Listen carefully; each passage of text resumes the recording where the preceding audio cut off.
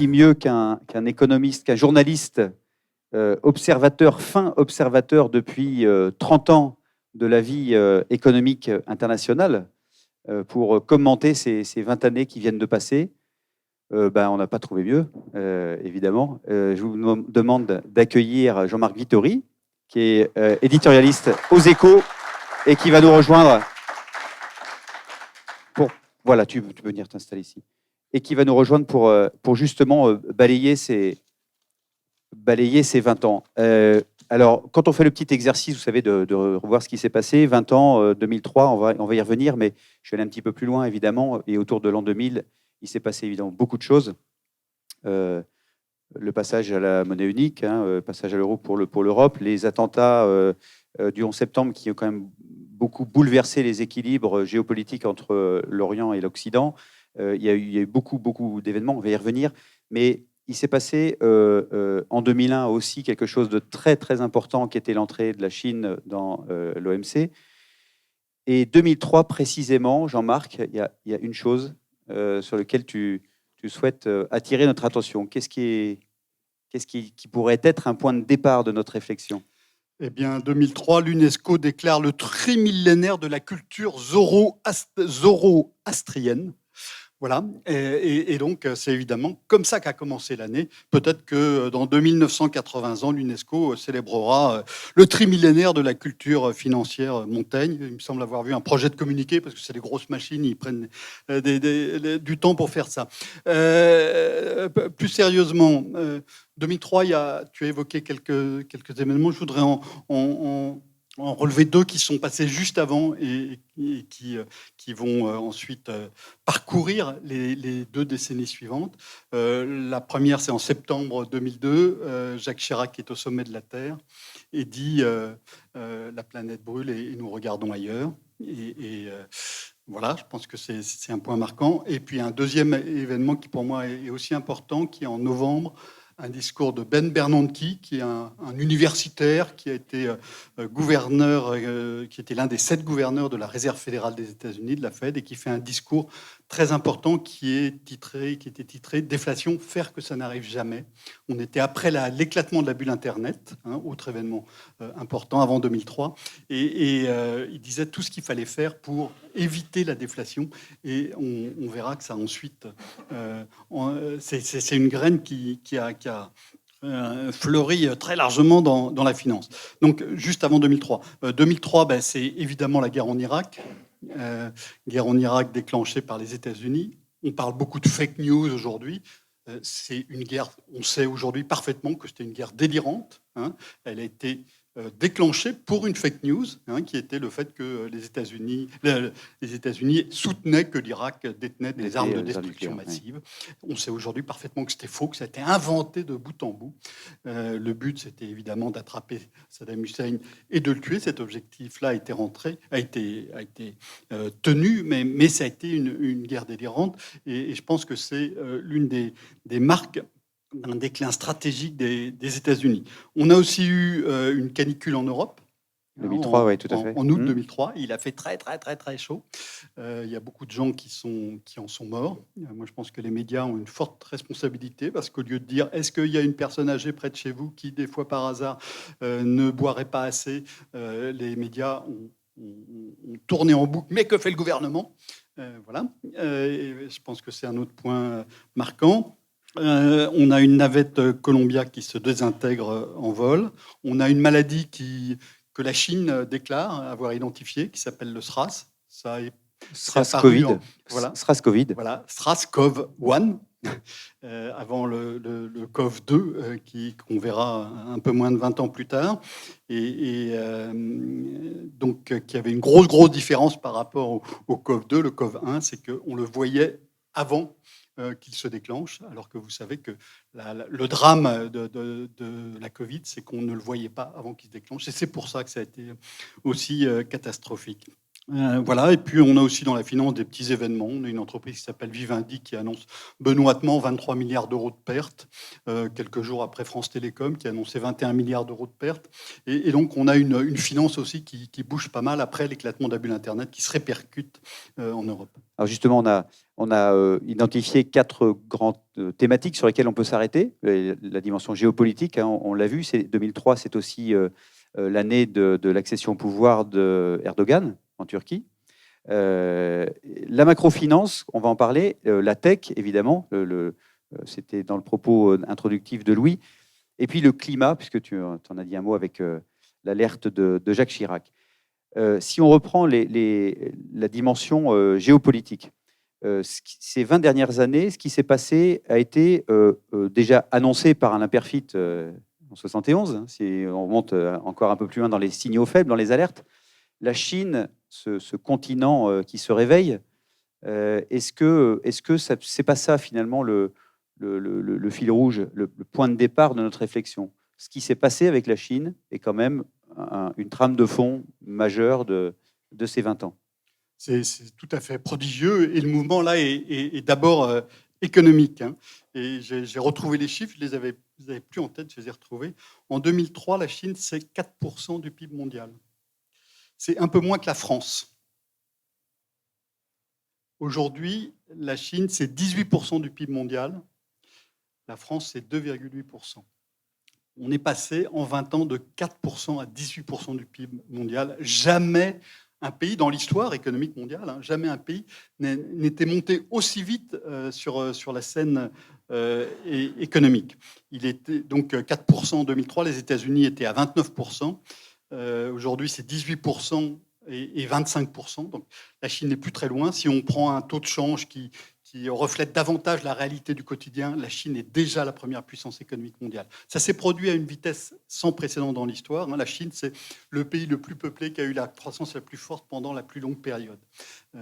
30 ans de croissance à 10% dans le pays le plus peuplé au monde, c'est un bouleversement absolument majeur. Il était déjà enclenché avant, hein, puisque le mouvement part 20 ans plus tôt. Mais 20 ans plus tôt, quand on est tout petit et qu'on grossit, même si on double de taille, on reste encore très petit. On reste petit, oui. Mais quand on est moyen et qu'on double, on devient gros moyen et puis on devient très vite gros. Hein. La deuxième partie de la courbe, on est vraiment dans une courbe, hein, quand on se développe de 10% par an, on a une courbe qui est comme ça. Et donc, la Chine est devenue un acteur absolument central de la scène économique mondiale, ce qu'elle n'était absolument pas il y a 20 ans. Et ça se retrouve évidemment non seulement dans l'économie, mais dans la politique.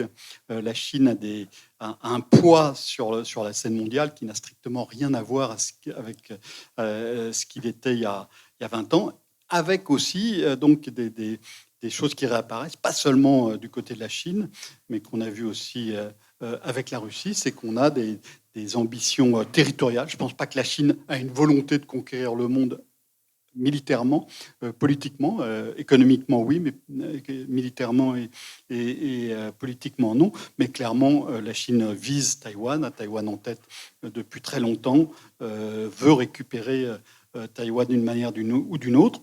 Et c'est quelque chose, ça, qu'on n'a pas vu depuis la Seconde Guerre mondiale, sauf qu'on n'a pas vu, sauf en 2014, hein, la Russie s'empare de la Crimée, et puis en 2022, la Russie envahit l'Ukraine. Et donc, on a un ordre mondial qui s'était mis en place au lendemain de la Seconde Guerre mondiale, sur lequel il y avait un accord assez général. Il y a la décolonisation qui se produit aussi en voulant perpétuer cet accord sur le fait qu'il y a des frontières, que ces frontières, c'est quelque chose d'intangible, qu'on n'y touche pas. Et là, on voit qu'on a des grandes puissances qui remettent en cause cet ordre mondial. Donc c'est évidemment la Russie qui a commencé. La Chine a visiblement l'intention de continuer. Et pour moi, l'un des événements les plus marquants de ces dernières années, c'était le 14 octobre 2022 à l'ONU. Il y a une motion qui est proposée au vote. Et cette motion condamne l'invasion russe de l'Ukraine. Et donc, il y a un certain nombre de pays qui s'abstiennent.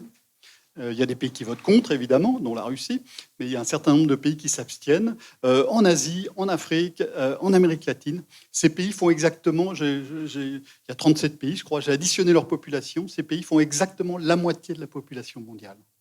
Donc on a un monde qui est fracturé comme jamais, en deux parties égales, avec donc d'un côté ce qu'il faut appeler le camp occidental, et de l'autre, un camp qui est très hétéroclite, avec des pays qui ont des motivations, des cultures, des horizons qui sont très très différents, mais ils sont clairement contre cette culture occidentale qui les a souvent inspirés, mais aussi dominés pendant des décennies. Et dominés, oui, c'est ça. D'ailleurs, l'entrée de la Chine dans l'OMC a été d'abord vue comme pour certains pour une opportunité, on va dire commerciale, qui amène des produits à des prix plus attractifs pour les consommateurs, et puis et en même temps c'est la délocalisation, c'est l'assèchement de l'industrie, etc. Il y a vraiment un effet contre-intuitif en tout cas, et une désolation des pays occidentaux, et notamment en Europe et la France, sur ce développement. C'est-à-dire que c'est vraiment quelque chose qui crée une entrée de produits sur le territoire, mais qui assèche l'économie. Ça, c'est une certitude. La Chine est devenue, ou était devenue, parce que je pense que les choses ont bougé, mais est devenue pendant une large partie de ces 2 dernières décennies, est devenue l'usine du monde. Ça commence à changer, et il n'y a pas qu'en France qu'on parle de réindustrialisation, de relocalisation, avec un effet extraordinairement positif, qui est le premier produit qu'a exporté la Chine pendant des années, voire des décennies, c'est la déflation. C'est-à-dire des pressions à la baisse sur les prix qui ont permis au pouvoir d'achat de continuer de progresser dans les pays avancés. Donc on a eu cet effet positif, et il ne faut jamais l'oublier. Sans ça, nous serions tous moins riches. Mais ça a aussi eu évidemment des effets très destructeurs sur les tissus économiques, des effets très localisés. Donc on a eu du mal au début à les appréhender à l'échelon macro, parce qu'à l'échelon macro, on ne voyait pas grand-chose. Mais quand on regarde sur des industries, sur des localisations, ça fait des dégâts qui sont très puissants. Mais encore une fois, bas prix en face. Donc il y a des travaux qui ont montré de manière tout à fait explicite le gain de pouvoir d'achat ou la non-perte qu'on a eu grâce au fait qu'on faisait fabriquer beaucoup moins cher ailleurs. Donc ce beaucoup moins cher est terminé. Maintenant, dans les régions où l'industrie chinoise est la plus développée, les coûts sont plus élevés qu'en Roumanie, qu'au Mexique, et que même dans les régions les plus pauvres des États-Unis. Donc cet avantage-là de prix a disparu. Et on voit bien aussi que donc la Chine, qui était d'abord un atelier, est devenue à monter en puissance dans la technologie. Il y a 10 ans, il y avait une blague qui disait quand il y a une invention, les Américains en font un business, les Chinois une copie, et les Européens une régulation. Et donc, les Européens ont continué de manière assez, avec un acharnement louable, à réglementer tout ce qui apparaît. Mais la Chine, elle copie plus. Et on le voit aujourd'hui. Moi, il y a un exemple qui m'a frappé. J'ai travaillé récemment donc, sur le cas, comme on parle beaucoup de réindustrialisation, j'ai dit un petit peu l'inverse. J'ai dit que si on regardait l'entreprise qui avait le plus réussi au monde, qui réussissait le plus au monde aujourd'hui, c'est Apple. Apple, c'est une entreprise qui est fabless, qui fait tout fabriquer à l'extérieur. Et donc, voilà, il ne faut pas non plus être naïf. On peut aussi faire fabriquer ailleurs et gagner beaucoup d'argent. On peut s'organiser aussi autrement, mais il faut le faire avec beaucoup de puissance. En tout cas, c'est certain que la Chine a rebattu totalement les cartes. On a bien vu ce mouvement. Et en déclenchant maintenant des réactions qui sont des réactions très fortes. Puisqu'on voit bien que pour des raisons de sécurité, pour des raisons de compétitivité, pour des raisons sociales, etc., il y a une méfiance évidemment beaucoup plus grande vis-à-vis de la Chine aujourd'hui, mais aussi pour des raisons de maîtrise technologique. Et ça pose des problèmes. Donc, sur le téléphone, aujourd'hui, il y a des Européens qui veulent refaire du téléphone. Ils en font. Alors, c'est marginal par rapport à ce qui est fait en Asie, mais ils le font avec des pièces qui viennent pour l'essentiel de Chine. Donc on voit bien comment le rapport de force s'est inversé. On voit bien le travail qu'il va falloir faire en Europe en particulier pour remonter la pente. Rien n'est jamais perdu. Juste un dernier point sur l'exemple de la téléphonie. La téléphonie mobile, on a eu d'abord la téléphonie mobile américaine avec la première génération. Ensuite, L'Europe. on a eu l'Europe. Ensuite, on a la Chine. Il va y avoir une nouvelle génération de mobiles. Donc, sur le mobile comme ailleurs, la partie n'est jamais définitivement perdue. Il y a toujours de nouvelles batailles sur lesquelles il est possible de réapparaître. Des opportunités sur lesquelles on peut se repositionner et les choses ne sont jamais figées. Si on s'intéresse à la tech maintenant, il y a eu évidemment, c'est très lié à l'économie, et il y a eu, on peut peut-être dire un mot de la SVB, il y a eu vraiment des améliorations, en tout cas des progrès et des développements spectaculaires dans l'usage de la tech.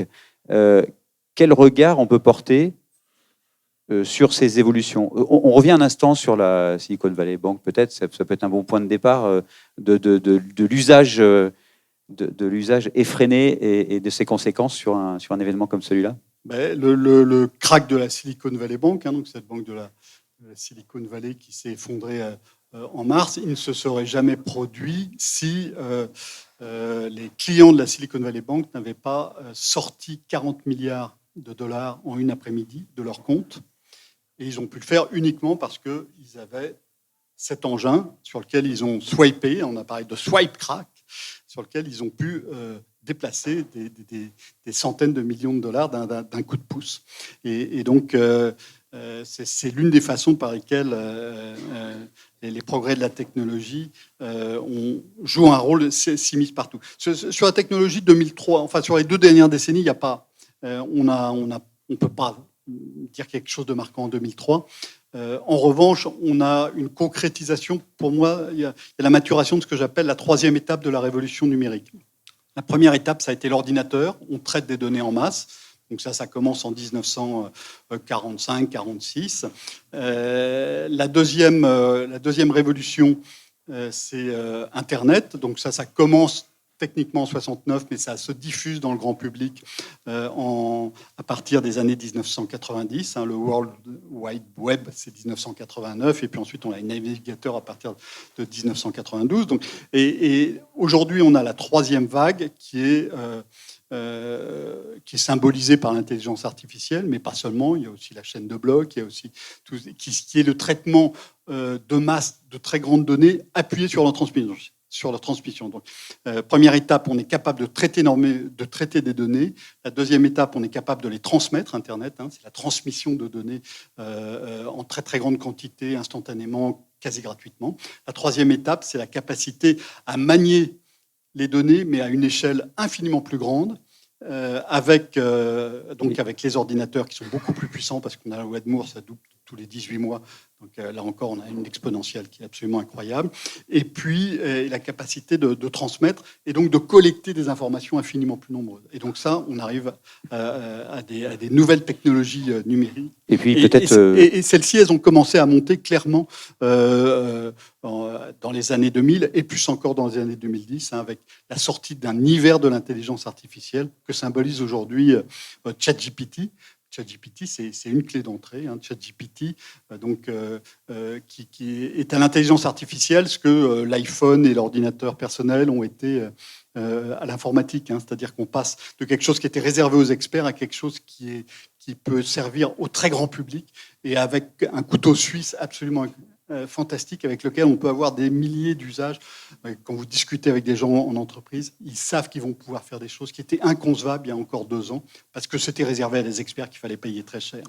Et donc, voilà, traitement de données, transmission de données, maintenant maniement à très très grande échelle. Et cette révolution-là, elle ne fait évidemment que commencer. Puis la certification, on parle de la blockchain aussi comme un moyen de donner, en tout cas par certains usages, la certification de données, l'infaillibilité des systèmes, ou en tout cas des données transmises. C'est ce qui va aussi donner un nouvel élan et modifier des comportements. Oui, j'évoquais l'intelligence artificielle, mais évidemment la chaîne de blocs avec la certification, la transmission, l'infaillibilité et le système décentralisé, très important, parce que c'est un outil par lequel on passe d'un système qui était auparavant très centralisé. Et depuis 3 siècles, on a des systèmes qui sont très centralisés avec l'émergence de l'État-nation. Et là, on passe dans plein de domaines, dans des systèmes qui sont plus décentralisés. Et évidemment, la chaîne de blocs est un outil absolument essentiel de cette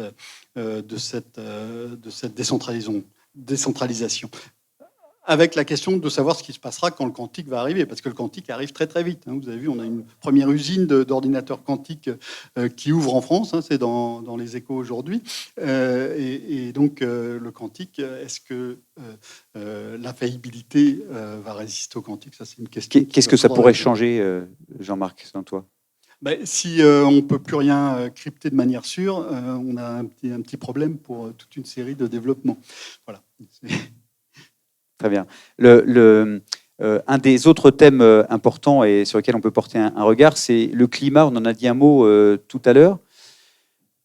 Comment est-ce qu'on peut regarder ça assez lucidement et qu'est-ce qu'on peut en tirer peut-être comme point de vigilance en dehors du fait de comportements personnels? Qu'est-ce que ça a pu changer en tout cas? Est-ce que c'est juste une alerte? Est-ce qu'il y a vraiment des choses qui ont été marquantes dans la prise en compte et dans la gestion de cette prise en compte du climat, de sa fragilité?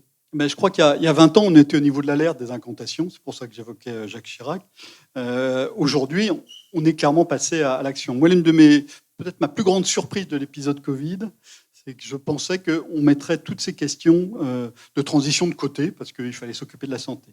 C'est exactement l'inverse qui s'est passé. Peut-être parce que beaucoup de gens ont relié l'émergence du Covid au fait qu'on n'avait pas fait assez attention à la nature, ce qui reste à prouver parce que s'il a été fabriqué dans un laboratoire chinois et non par des animaux qui sont transmis des saletés, ça change un peu la perspective. Mais clairement, dans l'imaginaire collectif, l'émergence du Covid a été apparue comme une sorte de punition funeste suite au malheur qu'on a fait subir à la nature.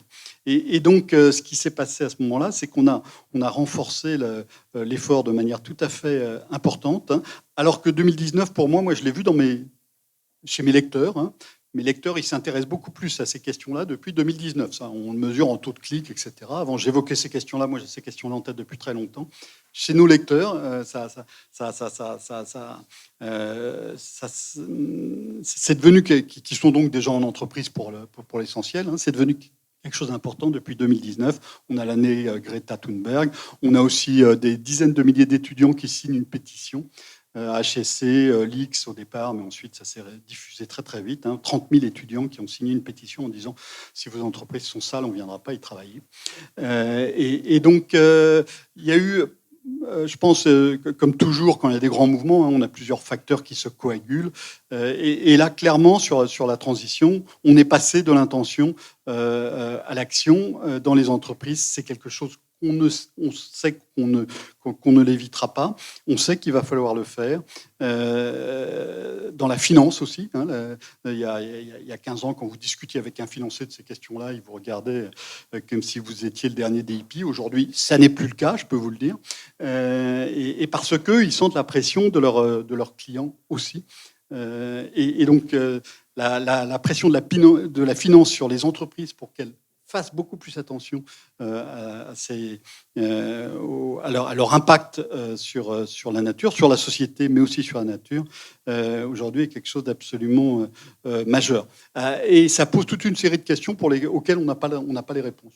Je vais juste en citer deux. La première, c'est qu'est-ce qui est le plus efficace pour réduire l'empreinte d'une entreprise sur la nature?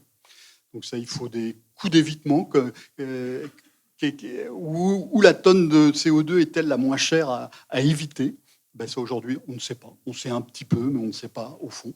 Et il y a encore des débats très importants. Et le deuxième point, c'est que comment on passe... On a beaucoup d'outils techniques pour faire plein de choses, pour capturer le carbone, pour moins émettre de CO2, pour faire de l'électricité aussi ou là. Donc, techniquement, on a une palette absolument extraordinaire, mais une palette d'outils microscopiques. Or, si on veut avancer sur cette question, il faut passer du microscopique au macro global. Et pour l'instant, comment on va le faire? Comment on peut capturer du carbone au-delà de juste quelques tonnes de CO2 pour un prix prohibitif? Comment est-ce qu'on peut avoir, pour prendre un exemple très concret du moment, avoir des avions qui n'émettent pas trop de CO2? Comment limiter vraiment l'impact sur la biodiversité de toute une série de produits qu'on utilise? Aujourd'hui, on n'a pas les réponses à grande échelle à ces questions-là, ce qui en même temps est passionnant. Et en revanche, ce qui n'a eu visiblement aucun impact limitatif sur les ventes des avionneurs auprès des grandes compagnies indiennes notamment, on l'a vu il y a 2 jours. Ah oui, oui, oui, on voit qu'on est, et là-dedans, on est tous dans des contradictions qui sont des contradictions extraordinaires, hein, nous, dans nos vies privées, mais aussi dans les entreprises. On voit bien que c'est très, très difficile d'être cohérent sur l'histoire. Moi, il y a une histoire que j'aime beaucoup. Vous savez, il y a quelques mois, il y a plusieurs groupes d'activistes qui ont fait des manifestations assez fortes dans des musées. Hein. En Allemagne, ils ont balancé de la purée sur un tableau, ils sont collés au mur. Et les deux activistes qui ont fait ça, 3 mois plus tard, étaient en vacances à Bali. Et ils ne sont pas allés à Bali en vélo. Hein. Donc, ils y sont allés en avion. Et ils ont expliqué, ils ont été interrogés là-dessus. On leur dit non, mais ça n'a rien à voir. D'un côté, on était militants, il faut vraiment sauver la planète. Mais non, là on était en vacances, c'est différent. Ben non, c'est pas différent. Et alors, j'entends quelques rires, mais chacun d'entre nous, on a nos contradictions comme ça. Et la cohérence pour avancer va être quelque chose de très compliqué. Moi, je connais certains des acteurs les plus engagés là-dessus. Je peux vous assurer qu'ils ont eux aussi leurs contradictions. Hein. Jean-Marc Jancovici, c'est un passionné de ski. Et le ski, quand vous y réfléchissez en termes énergétiques, il faut chauffer à mort des maisons parce qu'il fait très froid dehors. Et ensuite, il faut prendre des remonts de pente et des télécabines qui consomment de l'électricité qu'on ne produit pas forcément avec un barrage. Enfin voilà, on a chacun nos contradictions sur ces histoires. Cela dit, l'intérêt de l'avantage de ces lanceurs d'alerte, si on veut les appeler comme ça, ou en tout cas de ces personnes vigilantes ou qui nous interrogent, c'est qu'elles ont au moins pour une partie de leur activité une action un peu emblématique qui donne au moins une idée de ce qu'on pourrait imaginer faire. Mais de là à donner des leçons et à dire je suis parfait, il y a évidemment un Non, mais un je crois cap. que, enfin, évidemment, les lanceurs d'alerte sont utiles, ils sont même, je pense, indispensables dans la période actuelle pour nous dire attention. On peut critiquer ce qu'ont fait des militants à l'Assemblée générale de Total et je peux vous démontrer pourquoi c'était absurde, parce que si Total arrête demain de faire des dépenses d'exploration en produits fossiles, ça veut dire que c'est d'autres qui vont le faire. Et donc, c'est quelque chose qui va partir de France à l'étranger. On sait très bien, c'est ce qui s'est passé sur le charbon. Hein. Voilà, les détenteurs d'usines de charbon aujourd'hui sont des étrangers qui ont gagné l'an dernier des fortunes absolument colossales qu'on ne connaît pas, parce que comme ils ne sont pas cotés en bourse, on ne le sait pas. Voilà, est-ce que c'était malin et si tous les pétroliers s'arrêtaient demain de faire des recherches d'exploration et de production, ce qu'on pourrait estimer souhaitable pour l'avenir, non pas de la planète, mais de l'humanité, parce que je rappelle que ce n'est pas la planète qui est menacée, la planète, elle ira très bien toute seule, mais c'est notre survie sur l'humanité. Et donc, si on faisait ça, dès l'an prochain, la production de pétrole et de gaz diminue de 5% par an. La déplétion, hein, l'épuisement des gisements qui sont exploités en cours, qui sont exploités. Si on ne dépense pas, si on n'investit pas chaque année dessus, on perd 5% de production par an. 5%, c'est la baisse qu'on a eue l'année Covid. Et on avait une baisse de la production en face. Si on a 5% de baisse de la consommation de produits fossiles par an, on aboutit à quelque chose qui est économiquement et socialement absolument effroyable tout de suite. Donc, c'est incohérent. En même temps, il va falloir avancer dans cette direction-là. Donc là, c'est entre les exigences climatiques, les contraintes sociales et de marché que se fera justement cet équilibre. Ça demande beaucoup de discussions et beaucoup de compréhension. On revient à un moment donné sur la tech. Il y a eu ce mouvement que justement est porté par notamment par Bordeaux FinTech, par Montaigne Conseil et Patrimoine, sur le développement de la tech dans la finance et au-delà. Ce mouvement-là, comment est-ce qu'on peut l'analyser plus précisément? C'est-à-dire, qu'est-ce qu'il a changé ou qu'est-ce qu'il a aidé à changer dans le comportement, dans les usages peut-être? Est-ce qu'on peut en dire un mot, Jean-Marc? Alors, je crois qu'il y a deux dimensions qui sont très différentes et qui ont convergé. La première, c'est ce qui s'est passé dans la finance depuis 20 ans. Je parlais du discours de Ben Bernanke en 2002. Ben Bernanke est devenu 4 ans plus tard patron de la Réserve fédérale des États-Unis. Et il y a eu un crack en 2008 sur quelque chose qui était prévisible. Moi, j'ai commencé à m'inquiéter de l'immobilier américain en 2002. Donc, ça casse en 2007 et ça explose en 2008. Et donc, ce que font les banques centrales à ce moment-là, Ben Bernanke était un historien de l'économie. Moi, je l'avais rencontré avant pour parler de la crise des années 30 et des problèmes de financement qu'il pouvait y avoir. Et donc, lui dit, il faut ouvrir en grand le robinet. On ouvre en grand le robinet monétaire dans des condition qui n'a jamais été vue auparavant pour lutter contre les effets catastrophiques pour la finance de l'explosion de Lehman Brothers. On le fait en 2008 et on le refait en 2020 quand il y a l'épidémie de Covid et qu'il y a la panique totale sur les marchés financiers. On rouvre le robinet monétaire de manière tout à fait colossale. Et donc, on utilise la monnaie comme on ne s'en est jamais servi auparavant. Alors, on peut soutenir que la Réserve fédérale a été créée en 1911 suite à un krach en 1907. Elle a été créée pour fournir de la liquidité au marché. Donc, on peut dire que la Fed fait ce pourquoi elle a été inventée un siècle plus tôt, mais ça pose même des questions sur la valeur de cette monnaie, sur sa légitimité, sur ce qui fonde sa valeur. La monnaie, ça n'est jamais que de la confiance cristallisée. Et donc cette confiance est mise à rude épreuve par ce qui se passe depuis maintenant 15 ans. Et donc, il y a cette dimension-là. Et puis, il y a une autre dimension qui est l'émergence d'outils technologiques qui était impossible de faire auparavant. Et donc, il y a un inconnu qui invente un protocole qu'il annonce fin octobre 2008. C'est-à-dire 6 semaines après la faillite de Lehman Brothers et donc 5 semaines et demie après l'ouverture en grand des robinets monétaires, pour dire moi je vais faire une monnaie qui va être en quantité limitée. Il y aura la quantité, ça sera impossible d'en faire plus qu'un certain montant qui sera fabriqué au fil des années. Et il fait allusion tout à fait clairement à ce qui vient de se passer. Et quand il lance concrètement 6 semaines plus tard son projet qui s'appelle le Bitcoin, il fait allusion dans le premier Bitcoin, il fait référence à un article de journal qui parle de l'action menée par les banques centrales. Donc voilà, c'est clairement lié.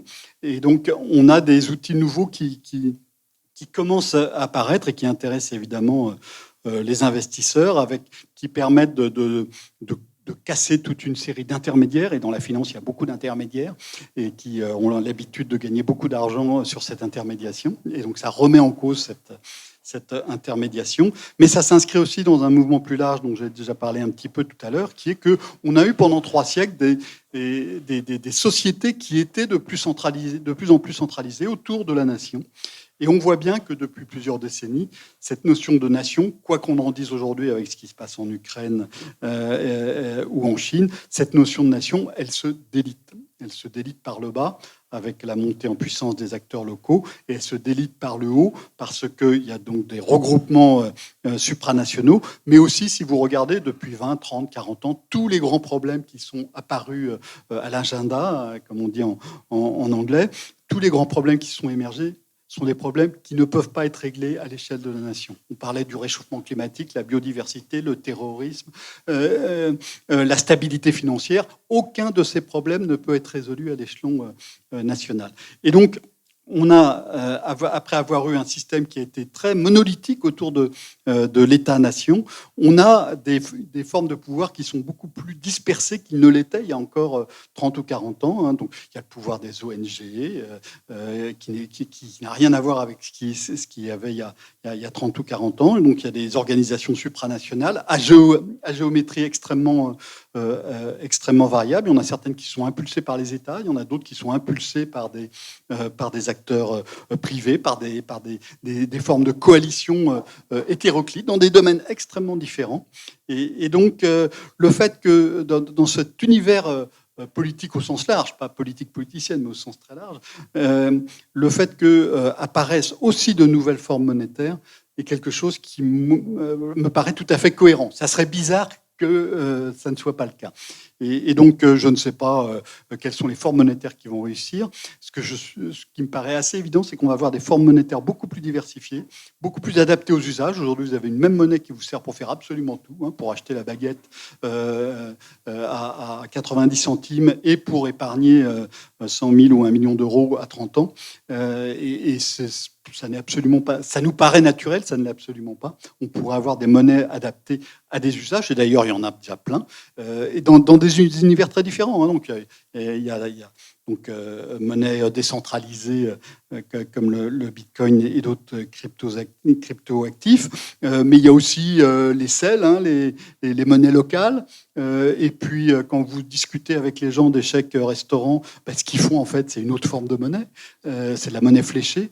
On peut aussi faire techniquement des outils monétaires qu'on ne pouvait pas faire avant, qui seraient extrêmement utiles, hein, donc des monnaies fléchées, des monnaies programmées, des monnaies programmables aussi, des monnaies fondantes, toute une série d'outils qui pourraient être extrêmement utiles, qu'on ne pouvait pas faire avec des pièces d'or, et puis ensuite avec des billets de banque, et puis ensuite avec de la monnaie scripturale inscrite dans les bilans des banques, mais qu'on pourra faire et qu'on peut faire déjà avec les outils techniques qui existent. Et donc, ça serait tout à fait stupide de se passer de cet immense potentiel. Merci Jean-Marc. On est donc bien sur un monde qui a énormément évolué, mais à la fois avec des opportunités qui sont données par des évolutions qu'on vient d'évoquer là, une décentralisation. Voilà, il y a vraiment des nouvelles, ça ouvre des opportunités, on va dire, sur l'ensemble des secteurs de nos différentes activités. On a un monde qui est extrêmement ouvert dans tous les domaines. Hein. Le nucléaire aujourd'hui, les acteurs intéressants du nucléaire aujourd'hui, c'est des start-up. On vous aurait dit ça il y a 20 ans. Le nucléaire, c'est des énormes trucs, ça peut être que les États qui décident ça. Aujourd'hui, les acteurs les plus intéressants dans le nucléaire, c'est des start-up avec des réacteurs qui sont évidemment plus petits. Mais voilà, dans tous les domaines, on a des opportunités, on a des jeux qui se rouvrent, on a des cartes qui se rebattent et donc des occasions à jouer. On aura dans la journée l'occasion de revenir sur ces différents sujets très précis pour ce qui peut se passer et les opportunités à venir. Un dernier mot peut-être, Jean-Marc. La France, même si on se dit qu'il y a évidemment une dilution de l'impact des nations, des États-nations dans la gestion de toutes ces problématiques, et qu'elles ne peuvent plus le faire seules, mais vraiment au niveau international et au travers de ce maillage d'organisations et des États. La France, quelle est, je ne vais pas dire sa situation, mais en tout cas ses opportunités aujourd'hui? Comment est-ce que vous la situeriez, si on peut avoir ce regard d'économiste? Alors, 2 points très rapides sur la France. Premièrement, si on compare les 20 années qui viennent de se passer avec les 20 années précédentes, on a un pays qui est au ralenti. La croissance sur les 20 années qui sont achevées en 2003 était de 2,3% par an. Donc, ça veut dire sur 20 ans, la production a augmenté de près de 60%.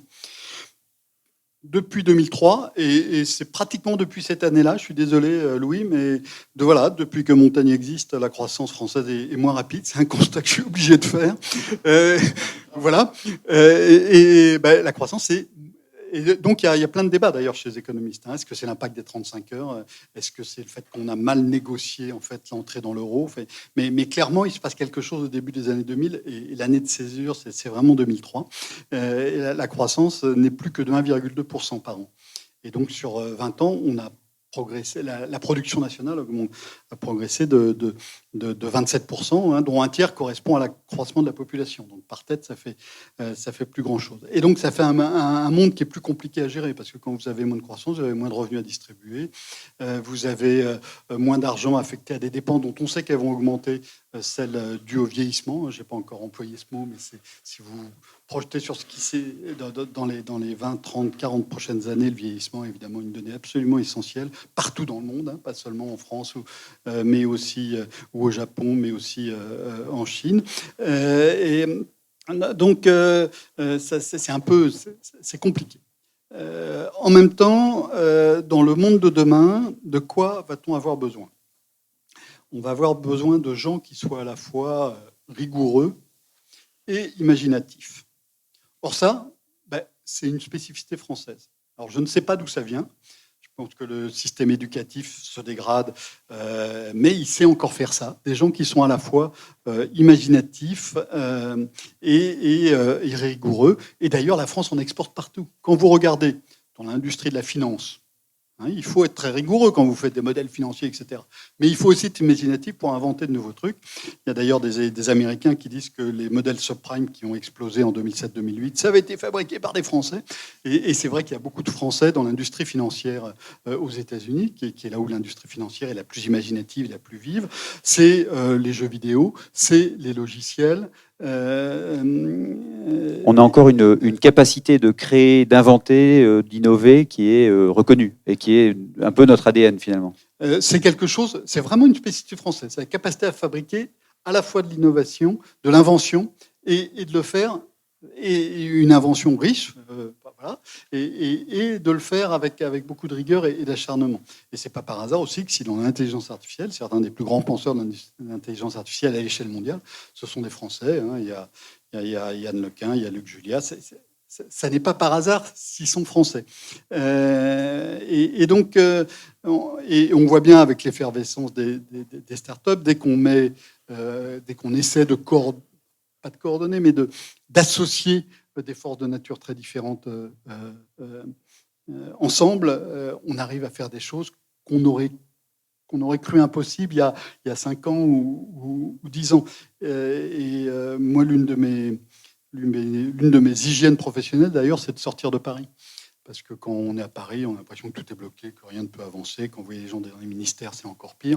Et ça contamine, y compris les dirigeants de grandes entreprises, souvent, qui sont dans des équations très compliquées. Puis quand vous sortez, moi, quand je sors de Paris et que je vois des combinaisons originales, public, privé, jeunes, vieux, industrie, services, formation, ingénierie. Voilà, des associations extrêmement puissantes dans des domaines extrêmement différents, de nature incroyablement variée et qui font que je crois qu'il y a un potentiel qui est absolument colossal, à condition de savoir l'utiliser, ce qu'on a souvent du mal à faire. Merci beaucoup, Jean-Marc. On peut applaudir Jean-Marc Vittori pour ce regard sur les 20 ans.